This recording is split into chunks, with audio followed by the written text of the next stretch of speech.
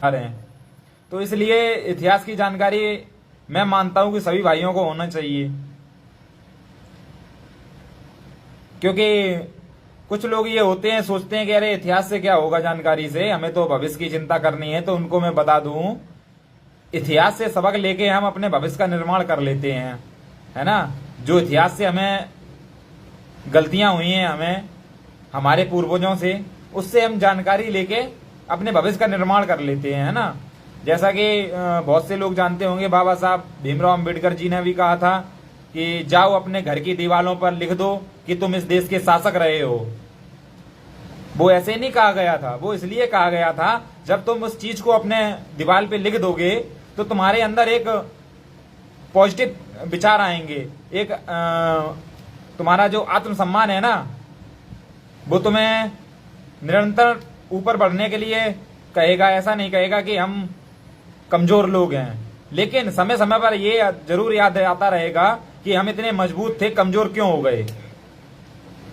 तो उन्होंने इसीलिए कहा था कि जाओ अपने घर की दीवारों पर लिख दो तुम इस देश के शासक रहे हो, क्योंकि जब तुम उस दीवार को देखोगे तब तुम्हें याद आएगा कि हमारे पूर्वज इस देश के शासक थे और हम क्या से क्या हैं। तो इसलिए उन्होंने कहा था। इसी के लिए मैं इतिहास की थोड़ी जानकारी दूंगा।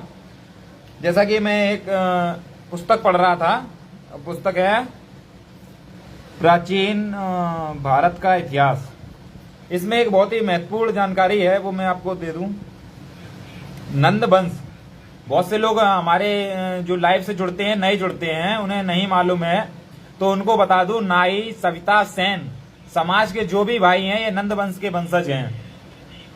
सेन जो सम्राट महापद्म नंद थे, इनको महाबोधि वंश में उग्रसेन कहा गया है, क्योंकि इनके पास एक बहुत बड़ी विशाल सेना थी, यानी कि उग्र सेना थी। बड़े से बड़ा जो दुश्मन था ना, जो बड़ा से बड़ा दुश्मन था, बड़ा से बड़ा आक्रमणकारी था, वो इनकी सेना से भयभीत होकर भाग जाता था। तो इनके पास एक बहुत ही उग्र सेना थी, एक बहुत ही विशाल और एक बहुत ही शक्तिशाली सेना थी इनके पास। इसीलिए सम्राट महापद्म नंद का दूसरा नाम उग्रसेन था। तो हमारे नाई समाज के बहुत से भाई हैं, वो सेन लगाते हैं अपने नाम के साथ, वो यही कारण है। तो उनकी मैं थोड़ी जानकारी दूंगा। जो नए भाई जुड़े हैं, एक बार बता दूं, जो नाई, सप्ता, सेन समाज के जो भी भाई हैं, यह नंद वंश के वंशज हैं, और उसी नंद वंश की मैं थोड़ी गौरवशाली जानकारी दे रहा हूं। पुस्तक जैसा कि मैंने दिखाई दिया है आपको, भारत का प्राचीन इतिहास। तो इसमें दर्ज है, वैसे आपको दिखेगा नहीं, मैं बता दूं उल्टा दिखता है। जब भी मैं पढ़ता हूं तो उसको हाईलाइटर से कर देता हूं, ताकि समय समय पे मैं इन्हीं लाइनों को, मेरी निगाह बार बार इन्हीं लाइनों पे जाए। जैसा कि मैं अभी बताया थोड़ी देर पहले, बाबा साहब ने कहा था कि जाओ अपने घर की दीवारों पर लिख दो तुम इस देश के शासक रहे हो। तो दीवारों पे लिखने का भी समय आएगा, फिलहाल हमने ये हाईलाइट कर लेता हूं। जब भी किताब खोलूं मेरी निगाह यहीं पड़े, बहुत सी जगह हाईलाइट होगा इसमें, ताकि हमें समय समय पर ये हमारे दिमाग में आती रहे कि हमारे देश के, हमारे जो पूर्वज थे उन्होंने देश पे शासन किया और हम क्या से क्या हैं। तो क्या से क्या है हम, उसका सीधा सा कारण है एक दूसरे की हम लोग टांग खिंचाई ज्यादा करते हैं। एकजुटता कम, टांग खिंचाई ज्यादा। एक दूसरे से सुपर बनने की कोशिश करते हैं, एक दूसरे की टांग खिंचाई करने की कोशिश करते हैं, जबकि ये नहीं सोचते हैं कि एकजुट होकर हमें समाज को कैसे मजबूत करना है। मजबूती तो एक साइड में रख देते हैं, अपना वो दिखाने के लिए वाहवाही, एक दूसरे की टांग खींचने लगते हैं। वो सब बातें तो कभी लाइव आएंगे तो करेंगे, अभी इतिहास की चर्चा करते हैं। तो इसमें दर्ज है, एक बार फिर दिखा दूं आपको, ये हाईलाइट कर रखा है। शिशुनाग के बाद नंद आए, जो कि मगध में सबसे शक्तिशाली शासक साबित हुए। यानी कि जो शिशुनाग थे उनके बाद नंद आए, वह मगध में सबसे शक्तिशाली शासक थे। इनके पास इतनी विशाल ताकत थी कि सिकंदर, जिसने उस समय पंजाब पर आक्रमण किया था, उसने पूरब की तरफ आने की हिम्मत नहीं की थी। यानी कि पूरब की तरफ जो था वो सम्राट महापद्म नंद के पुत्र सम्राट धनानंद का शासन था। और जो सिकंदर, जैसा कि मैं आप लोगों को बता दूं, जो सिकंदर था उसने एक विश्व जीतने की एक योजना बनाई थी, एक सपना था उसका कि मैं विश्व को जीत के उस पर शासन करूं। हालांकि उसने काफी देशों को जीत भी लिया था। वो उसने क्या था कि नंद वंश में घुसने की हिम्मत नहीं की थी। अब आप ये समझिए, जिस व्यक्ति ने एक विश्व को जीतने की योजना बनाई हो, जिसने कई देश जीत लिए हों, वो किससे डर के भाग गया? आपके पूर्वज से। कौन? सम्राट धनानंद से। तो इन्हीं के बारे में बताया है। शिशुनाग के बाद नंद आए, जो मगध के सबसे शक्तिशाली शासक साबित हुए।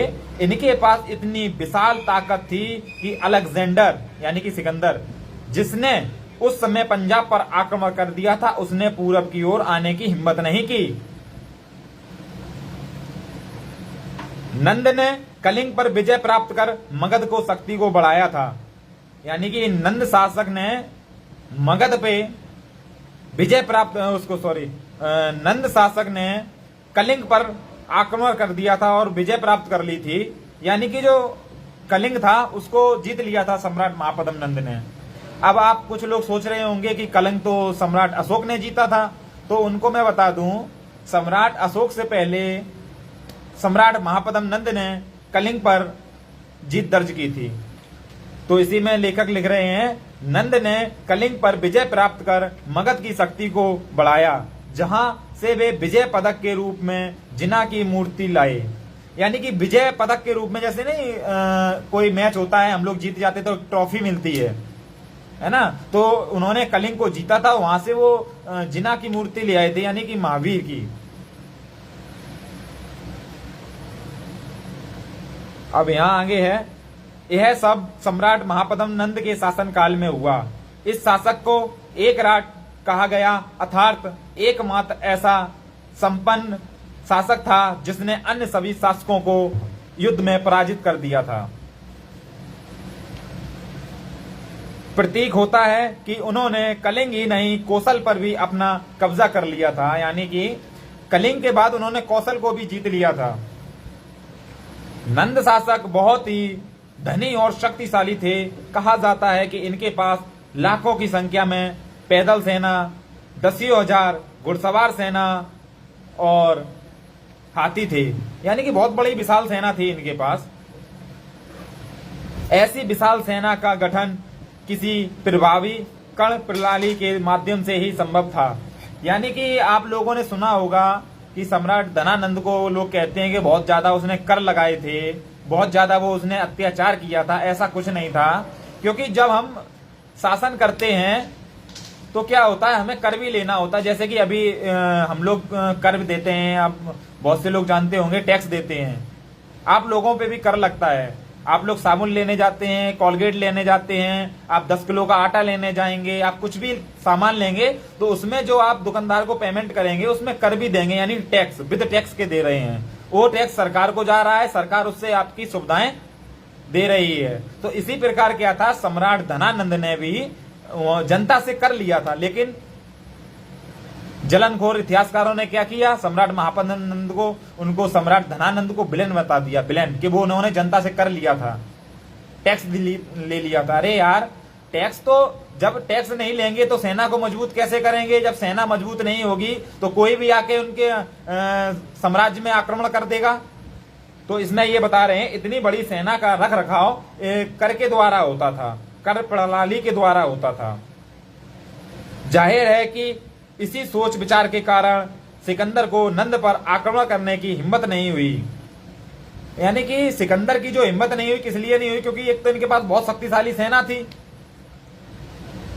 और इनकी जो व्यवस्थाएं थी बहुत ही मजबूत थी। तो सिकंदर की हिम्मत नहीं हुई थी कि सम्राट धनानंद के शासनकाल में साम्राज्य में दाखिल हो सके। किस सिकंदर की? जो सिकंदर पूर्व में, यानी कि पहले, जो सिकंदर पहले कई देशों को जीत चुका, जिस सिकंदर ने विश्व को जीतने की योजना बनाई, उस सिकंदर की हिम्मत नहीं हुई नंद साम्राज्य में दाखिल होने की। इतने शक्तिशाली थे। सुन लो, नाई, नंद, सेन, सप्ता समाज के लोगों, इतने शक्तिशाली थे तुम्हारे पूर्वज, लेकिन अब कहां से क्या हो गए ये आपको सोचना है। और जो नंद शासक थे, इन्होंने सबसे पहले सर्वप्रथम सेना में हाथियों का इस्तेमाल किया था। इससे पहले घोड़ों का इस्तेमाल तो होता था, इससे पहले घोड़ों का इस्तेमाल होता था, लेकिन हाथियों का सर्वप्रथम इस्तेमाल नंद शासकों ने किया। तो वो लेखक ये कह रहे हैं, इसमें इतिहासकार हैं कह रहे हैं, मगध ने पहली बार पड़ोसी देशों के खिलाफ युद्ध में बड़ी संख्या में हाथियों का इस्तेमाल किया। देश के पूर्वी भाग से मगध के राजकुमारों को हाथियों की आपूर्ति होती थी। ग्रीक सूत्रों से पता चलता है नंदों के पास 6000 हाथी थे। ये हम नहीं कह रहे हैं, आप नहीं कह रहे हैं, ये कौन कह रहा है? विदेशी लेखक, ग्रीक लेखक कह रहे हैं। ऐसा नहीं है कि हमने लिख दिया कि हाँ सम्राट महापद्म नंद इतने शक्तिशाली, नहीं, हम नहीं कह रहे हैं, ये कह रहे हैं विदेशी लेखक। ग्रीक सूत्रों से पता चलता है कि नंदों के पास 6000 हाथी थे। वे किलों को ध्वस्त करने और जंगलों से युक्त सड़क विहीन रास्तों से होते हुए आगे बढ़ने में हाथियों का इस्तेमाल करते थे। यानी कि किलों को ध्वस्त करने में जो जंगल और दलदल वाले रास्ते होते थे ना, उनमें भी एकदम रुके ना, उन्हें दलदल है तो ऐसा ना हो सेना को वापस ले लेना, दलदल में भी विजय प्राप्त, इतने शक्तिशाली थे वो। बहुत सी जानकारी अभी तो एक पेज में जानकारी दी थी मैंने। तो मेरा कहने का उद्देश्य ये था कि कितने शक्तिशाली थे तुम्हारे पूर्वज, कितने मजबूत थे, आज हम क्या से क्या हो गए। तो जो भी भाइयों ने ये जानकारी ली है, जाना है, तो उसको अगर लगे हाँ इस जानकारी को ज्यादा से ज्यादा लोगों तक जाना चाहिए तो उसको शेयर कर दें। बहुत से लोग क्या होता है कि नए जुड़ते हैं, जैसे आपने शेयर की तो वो लोग भी देखेंगे, पहले उन्हें जानकारी नहीं है नंदवंश की, अगर वीडियो को देखेंगे जानकारी हो जाएगी, उन्हें भी अपना गौरवशाली इतिहास मालूम हो जाएगा। तो जो भी भाई लाइव से जुड़े कृपया शेयर कर दें, और आगे जब भी लाइव आऊंगा तो एक और नई जानकारी दूंगा। पूरी किताब में जानकारी है। तो इसी के साथ मैं अपनी लाइव को यहीं विराम दूंगा। आगे फिर भी कभी लाइव आऊंगा तो फिर एक नई गौरवशाली जानकारी दूंगा। इससे आगे जब मैं लाइव आऊंगा तो शिवा काशिद जी के बारे में जानकारी दूंगा। एक किताब रखी हुई है यहाँ, इस किताब में शिवा काशिद की जानकारी दूंगा, कैसे उन्होंने छत्रपति शिवाजी महाराज की जान बचाकर राष्ट्र नायक के रूप में उभर कर आए, कैसे इन्होंने इनका साम्राज्य जीतने का जो सपना था उसको बरकरार रखा। इस किताब में नाई समाज में जन्मे जीवाजी महाले और शिवा काशिद जी, उनके बारे में चर्चा अगली लाइव में करेंगे। तो कृपया अगली बार जब लाइव आए तो जुड़ जाएं और इस वीडियो को शेयर कर दें ताकि ज्यादा लोगों तक जानकारी जाए। और इसी के साथ मैं लाइव समाप्त करूंगा। जय नंद, जय कर्पूरी।